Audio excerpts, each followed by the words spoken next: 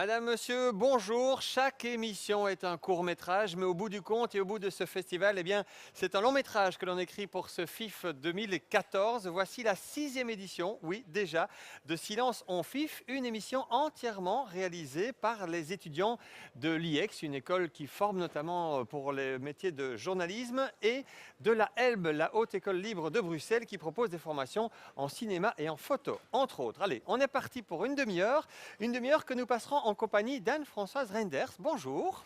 Bonjour. Alors, vous êtes la coordinatrice de la communication au FIF et vous allez nous parler tout à l'heure de Digital Stories. C'est en fait un système qui permet aux téléspectateurs de choisir eux-mêmes la suite d'un film. C'est assez surprenant. On va voir comment ça se passe tout à l'heure. Alors, chaque jour, on fait la critique d'un film, vous le savez, et aujourd'hui, c'est Ludovic qui s'y colle. Bonjour Ludovic. Bonjour Pascal. Quel film as-tu été voir? Alors moi j'ai été voir Timbuktu d'Abderrahmane Sissoko. Bien, on va voir tout à l'heure ce que tu en as pensé. Tu vas nous présenter aussi le résumé de ce film. Oui. Enfin, vous en avez l'habitude maintenant. Les étudiants sont avec moi aussi pour co-présenter cette émission. Et aujourd'hui, le siège de co-présentateur est offert à Romain. Bonjour Romain. Bonjour Pascal. Alors Romain, que dirais-tu aux téléspectateurs pour qu'ils restent avec nous tout au long de cette émission? Alors aujourd'hui, on va partir à la rencontre de Lucie Debé, qui est l'actrice principale du film Mélodie, le dernier long métrage de Bernard Belfroid. Alors c'est Audrey qu'il a rencontré dans l'intimité de notre FIF Taxi, et ça c'est juste pour vous. Alors après ça, ce sera au tour de notre rubrique Campus. Aujourd'hui, on va partir à la découverte d'un vrai plateau de tournage de films. Ensuite, on ira se promener dans les coulisses du FIF à la rencontre des commerçants de Namur. Alors pourquoi? Je ne vous en dis pas plus pour l'instant. Pour savoir la réponse, il faudra rester et vous aurez ça dans quelques minutes.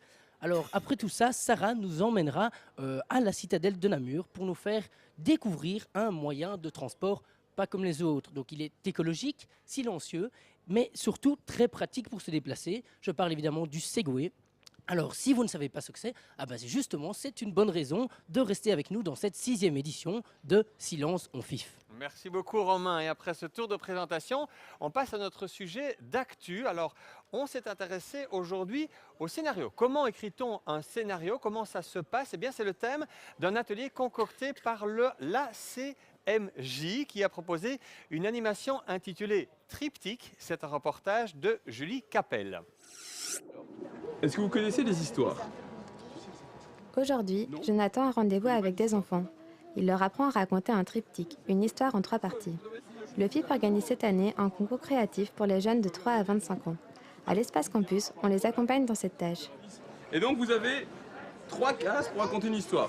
Il y a chaque fois un début, et puis il se passe quelque chose. Et puis à la fin, il y a la fin, c'est là tout va mieux.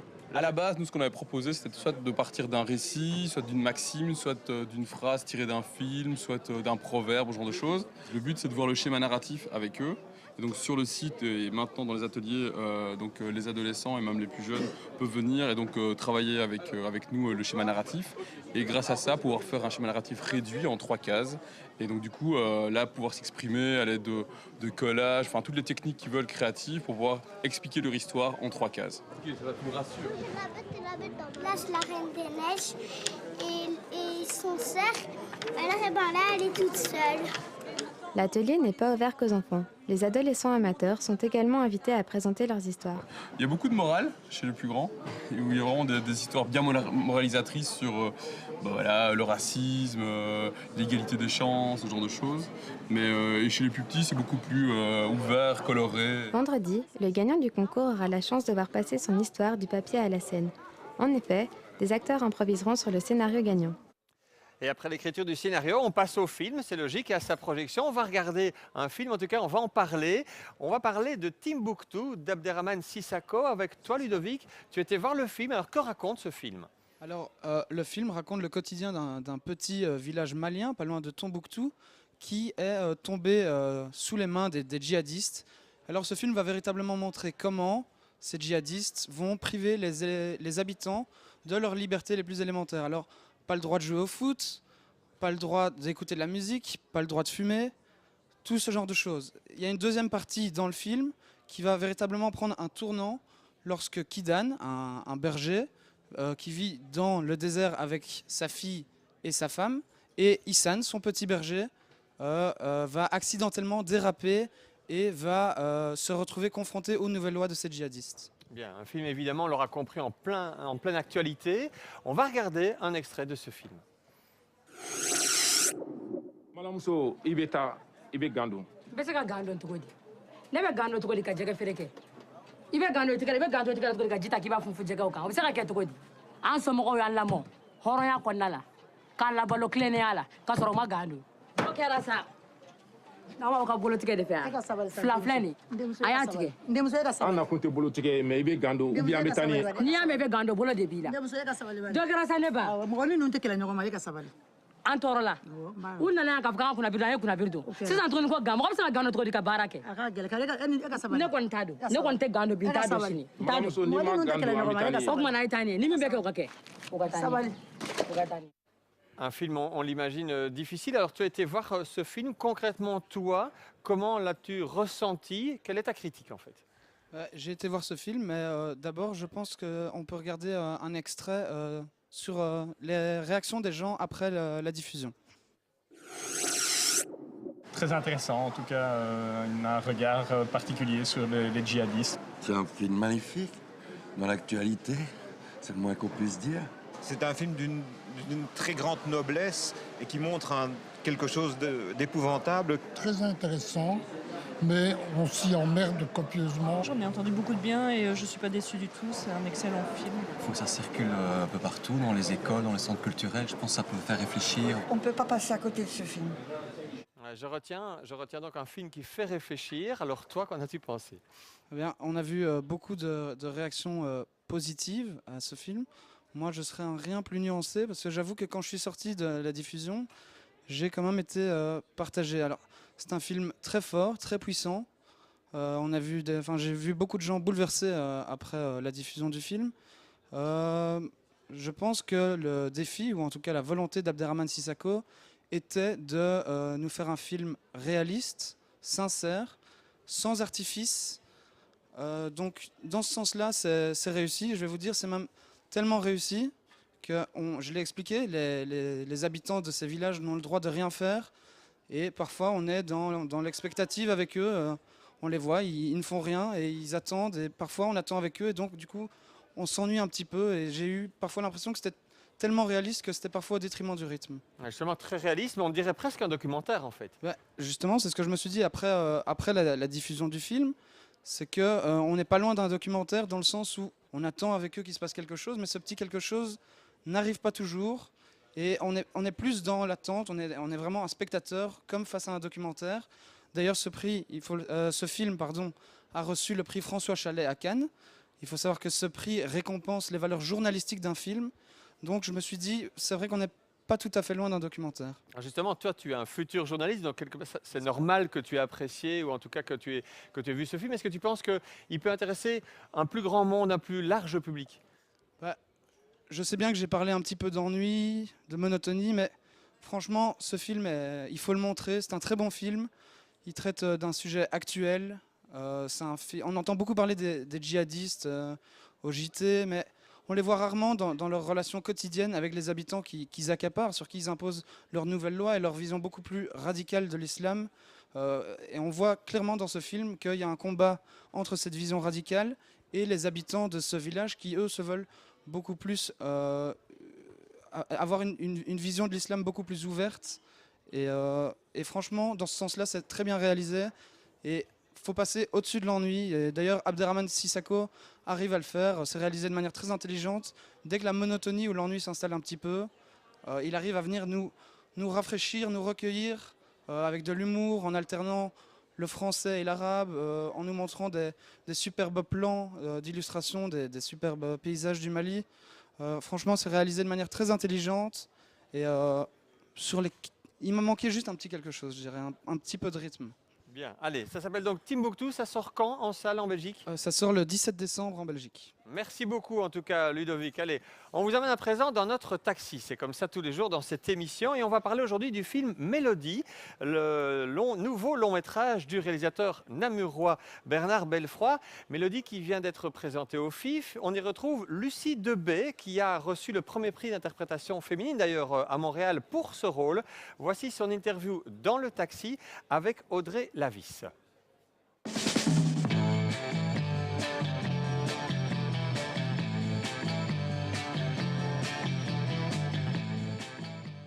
Bonjour Lucie Debay. Mélodie a été présentée au FIF. Vous y interprétez le rôle principal, Mélodie, une jeune mère porteuse. Et donc tout le film se passe autour de la relation entre Émilie et Mélodie. Comment est-ce que vous avez ressenti cette relation évoluer tout au long du film? Comme dans le film, moi au début quand j'ai rencontré Rachel, comme elle a beaucoup plus d'expérience que moi, j'étais assez impressionnée par elle. C'est vers la fin du film où je suis quand même très enceinte. Et en fait, on est toutes les deux un peu souvent dans des lits, un peu dans des tenues décontractées, en chemise de nuit et tout ça. Et il y avait un truc où c'était devenu très décontracté. Tout ce décor faisait qu'on était dans une petite bulle. Dans le film Mélodie, vous parlez... il y a un dialogue anglais-français, donc avec Rachel Blake. Est-ce que ça a été facile justement de passer d'une langue à l'autre? Au niveau du jeu, en fait, ça pouvait amener beaucoup de choses. Parce que le fait de passer, donc quand on parlait anglais, c'était plus Émilie qui était dominante, parce que c'est donc sa langue maternelle. Alors que quand elle parlait français, il y avait quelque chose de plus doux, ou alors c'est parce qu'elle voulait demander quelque chose à Mélodie. Enfin, c'était un autre rapport. Et puis pareil pour mon personnage. Je crois que quand c'était des réactions plus instinctives et tout ça, elle utilisait sa langue maternelle. Ça permet beaucoup de choses en tout cas. Je me sens sale et dégueulasse de faire ça. What? D'abandonner un enfant? There is no abandonment. Tu vas te réveiller un matin, cet enfant sera là, et toi tu l'aimeras tout de suite. A real baseball mom. Est-ce que vous appréhendiez qu'ils sortent Oui, j'avais très peur, mais c'est particulier. Effectivement, moi, je fais beaucoup plus de théâtre. Donc là, si tu vas à un festival, tu joues, donc tu es dans l'action. Alors que là, ce qui est très étrange, c'est que je viens pour présenter le film, pour en parler. Mais je suis passive, l'objet est terminé, donc il y a quelque chose de très étrange. C'est particulier, mais j'ai l'impression que, si, c'est bien que je vienne en parler, que je vienne défendre le film, mais il y a quelque chose un peu, Belle rencontre avec Lucie Debay qui tient donc le premier rôle dans ce film Mélodie, le dernier film du Namurois Bernard Belfroid. On passe à notre séquence FIF Campus avec toi Romain. Oui voilà, donc regarder un film, on peut vraiment considérer que c'est se plonger dans un autre monde. Mais est-ce que vous vous êtes déjà demandé comment se fabrique un film? Eh bien hier, des jeunes de primaire et de secondaire ont eu l'occasion de voir un véritable tournage d'une scène de film. Reportage de Laura Plumet et Malaika Lawson. Le FIF Campus a organisé ce mercredi la visite d'un plateau de tournage, ce qui a permis aux élèves de découvrir l'envers du décor. Cet atelier était adressé à tout le monde et a attiré de nombreux passionnés de cinéma, mais surtout beaucoup d'écoles. Je pense qu'en faisant des démarches comme celle de les sensibiliser, en tout cas au monde du cinéma, au monde des médias, et d'avoir aussi un esprit critique par rapport à ce travail-là. 48/3. C'est grâce à la collaboration avec l'IAD, École de cinéma à Louvain-la-Neuve, que l'atelier a pu voir le jour il y a 6 ans. C'est bon! Ils ont recréé une scène du film belge Les Barons pour montrer le fonctionnement d'un tournage. Nous avons interrogé M. Wouters, directeur de l'IAD. Dans le cadre du FIF, on essaye de s'inscrire dans le FIF et dans les activités du FIF Campus et de proposer une activité pour le tout public, aussi bien le public scolaire qu'un public plus âgé. Donc on a installé un plateau de cinéma, on a installé des éléments de décor et c'est aussi l'occasion pour nos étudiants de baccalauréat en images d'utiliser pour la première fois une grue. Les comédiens sortent de l'IAD, les preneurs de son sont étudiants à l'IAD, donc c'est un exercice IAD en public. Les différents métiers du cinéma étaient représentés. Acteurs, caméramans, ingénieurs du son et réalisateurs. Tous les étudiants en cinéma se sont prêtés au jeu. Mais qu'en ont pensé les enfants? J'ai vu plusieurs objets que je ne connaissais pas avant et ça m'a amélioré un peu dans le cinéma. Après une première expérience sur un plateau, les enfants ont passé un agréable moment et parmi eux se trouve peut-être un futur réalisateur. Voilà, sujet suivant, on prend les directions des coulisses du FIF. On a voulu savoir aujourd'hui si le festival avait des retombées sur les commerces namurois. De manière générale, de prime abord, l'impact est assez limité, mais certains commerçants, en tout cas, participent à leur façon au FIF. Au total, ils sont une centaine à proposer des réductions, des pourcentages, des avantages dans le cadre du festival. Alors, quelles sont les retombées économiques réelles du FIF? C'est un sujet de Laureline Bragard. Le FIF, c'est chaque année 32 000 festivaliers. Autant de bouches à nourrir, voire à loger. Une sacrée aubaine pour les restaurants namurois. À quelques mètres du chapiteau, la boulangerie Bodard fait salle comble. Leur chiffre d'affaires est en nette augmentation depuis le début de la semaine.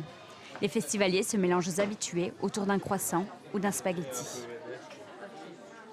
Est-ce que vous avez des clients habituels qui sont un peu refroidis par le monde qu'il y a pour le moment dans votre boulangerie? Non, pas du tout, du tout. Non, je pense justement voilà, que les habitués, voilà, ça leur permet aussi de voir un peu plus de monde et un peu plus de mouvement. Donc bon, je pense que ça plaît à tout le monde. Dans l'auberge de jeunesse namuroise, le même discours est tenu. Le FIF draine de nombreux clients. Nous hébergeons durant toute la durée du festival les différents jurys, une partie en tout cas des différents jurys, que ce soit le jury junior, le jury cantillon. Et donc on occupe une bonne partie de notre auberge avec ces différents membres du FIF. Et effectivement, on a un impact certain sur nos réservations. On est à plus de 80% à l'heure actuelle. Certes, l'Horeca est le principal bénéficiaire de ces festivités, mais d'autres commerces organisent des actions durant cette semaine. C'est le cas de certains libraires qui font partie du regroupement. Les commerçants font leur cinéma. Chaque année, le FIF propose des films qui sont des adaptations de romans. Donc voilà, il y a plein de liens entre la littérature et le cinéma, et on essaye de les mettre en avant le plus possible pendant cette semaine-là. Il n'y a pas une augmentation flagrante, mais c'est vrai que c'est une semaine où on voit un public un peu différent. Est-ce que vous pouvez compléter cette phrase? Pour mon commerce, ce genre d'événement qu'est le FIF est plutôt... Plutôt une semaine stimulante. Un bon point pour l'auberge de jeunesse, mais aussi pour Namur et pour son environnement. Bénéfique. Voilà pour ce sondage, ce petit sondage dans le centre-ville. On revient maintenant dans les salles de cinéma avec un système de projection un peu particulier. Romain, on en parle avec notre invité. Oui, alors je vais vous parler de Digital Story. Alors vous demandez certainement ce que c'est. Eh bien, je vous rassure, jusqu'à hier soir, je me demandais aussi la même chose. Donc, c'est un projet en fait qui a été lancé en collaboration avec les rencontres audiovisuelles de Lille, qui se penche depuis quelques années sur l'interaction au cinéma. Alors, Anne-Françoise Renders, bonjour. Bonjour. Alors, c'est quoi le principe du cinéma interactif?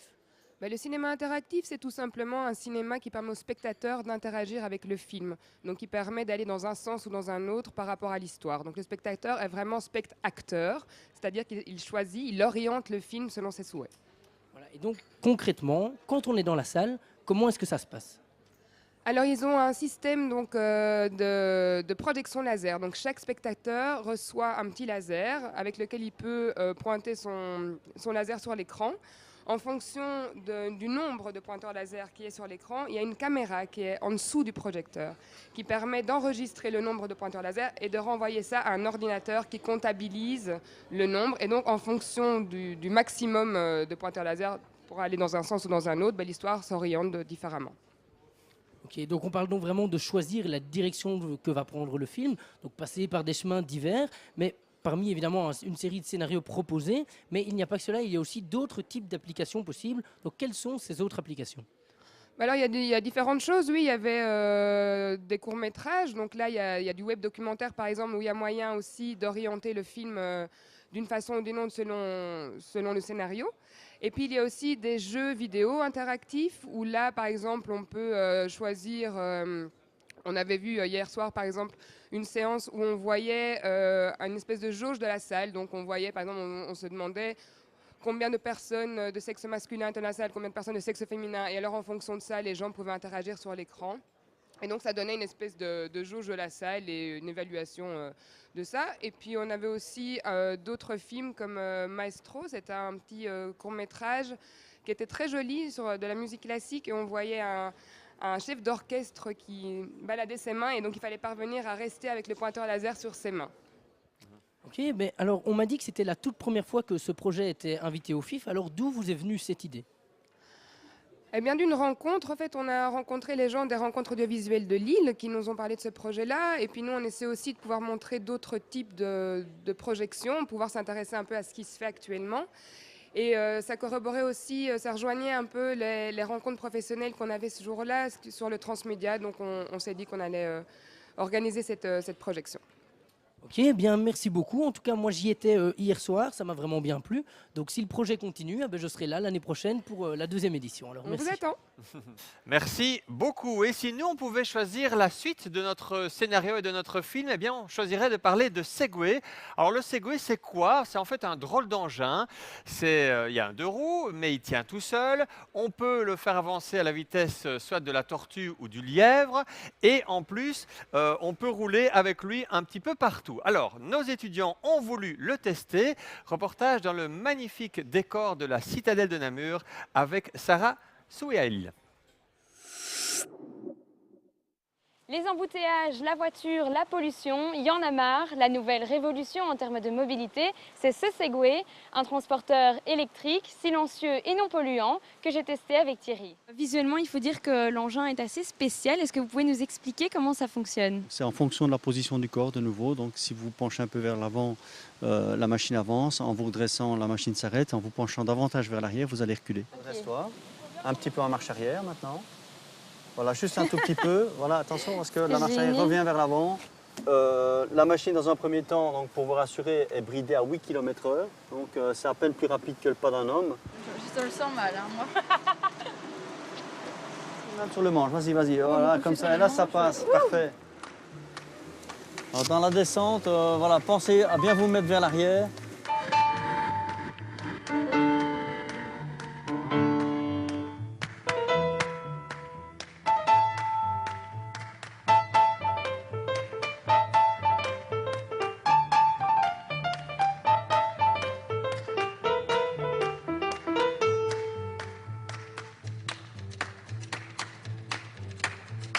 Et ça fait quoi d'être debout sur le Segway?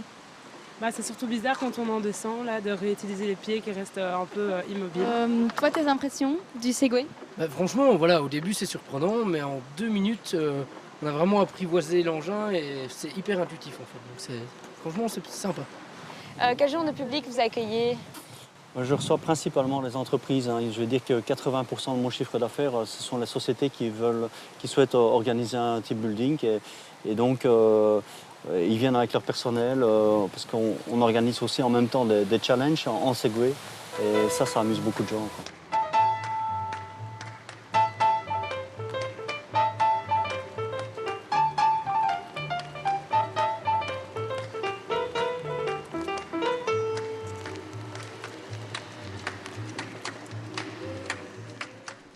Plutôt sympa comme moyen de locomotion et alors on peut aller évidemment dans la nature ou en ville même. Alors si ça vous intéresse, si vous voulez faire un petit tour, eh bien on va vous donner un numéro de téléphone tout d'abord, c'est le 0475 66 14 47, 0475 66 14 47 et un site internet le www.segwaynam.be, segwaynam en un mot.be. Alors aussi si vous voulez savoir, une course plus ou moins, un tour en tout cas de 1 heure, ça coûte environ 30 € par personne. Attention, c'est accessible uniquement à partir de 12 ans. Voilà. Voici maintenant venu le moment de la photo du jour, une photo prise par un des étudiants de la section photo de la Elbe. On avait imposé un thème. Le thème était le suivant, tant de chiens sur le FIF. Voici la photo sélectionnée.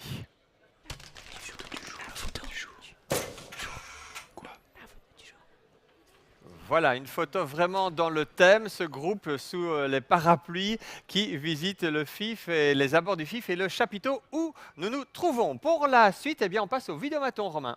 Oui, alors cette fois, c'est Pauline qui s'est promenée ici, sur la place d'Armes, pour rencontrer le public et donc leur poser des questions. Alors, qu'est-ce qu'elle leur a demandé? Elle leur a demandé quelle est leur citation préférée de Benoît Poelvoorde ou encore à quel acteur ou actrice ils pensaient ressembler. Alors les réponses à ces questions croustillantes, c'est maintenant. Vous êtes prêts?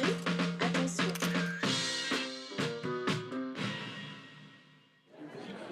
Alors la question, vous croisez une star, êtes-vous plutôt selfie ou autographe? Plutôt selfie. Selfie. Selfie. Les deux. Bah, pas de bol, ni l'un ni l'autre. À quel acteur, actrice pensez-vous ressembler et pourquoi? Je ne saurais pas dire.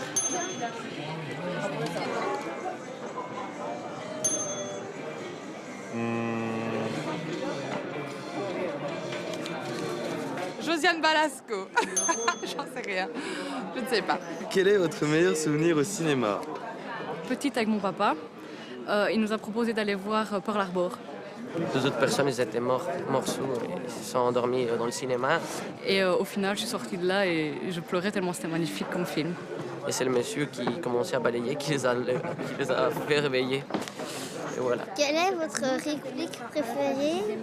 Madame Boulevard. Pigeon, pigeon, oiseau à la grise robe. Je suis sûre que tout le monde va répondre ça.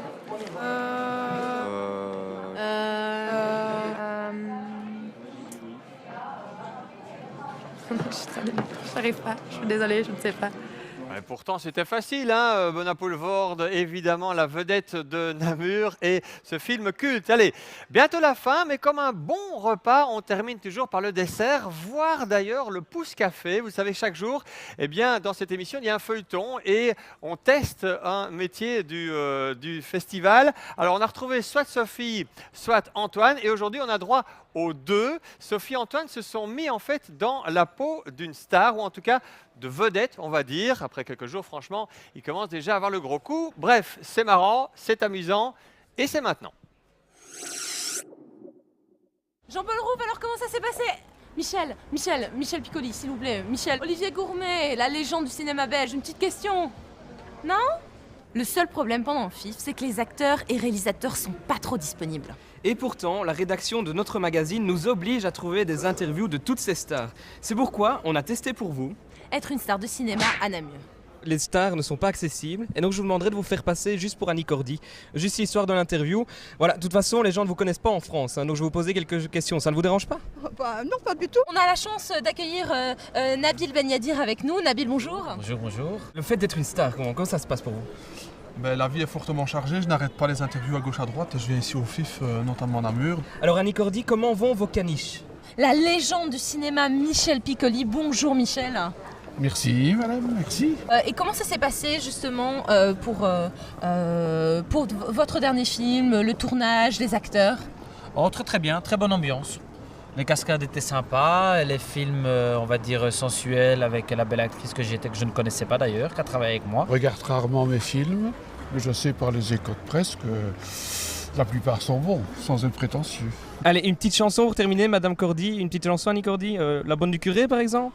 Ah, moi je sais pas chanter. Ah non, allez, bye bye. Jusqu'à présent, les Namurois ne sont pas si mal débrouillés pour jouer la star. Je te propose qu'on essaye, qu'on se tente nous deux. Toi tu fais la star, je fais l'attaché de presse et on voit ce que ça donne. Parfait. Alors vous reconnaissez la femme là, qui est juste là, la star? Absolument J'ai déjà pas. reconnu, je reconnais, ouais.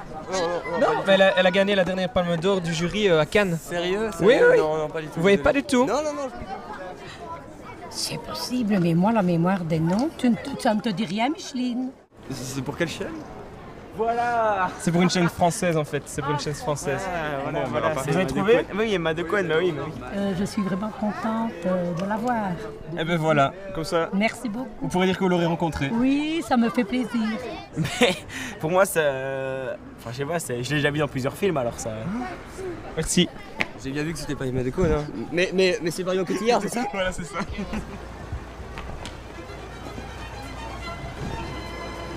Voilà, en fait, vous allez pouvoir assister à une séance de questions-réponses parce qu'on a l'honneur aujourd'hui d'accueillir l'actrice principale du film qui est avec nous, Ada Siaron, je vous la présente.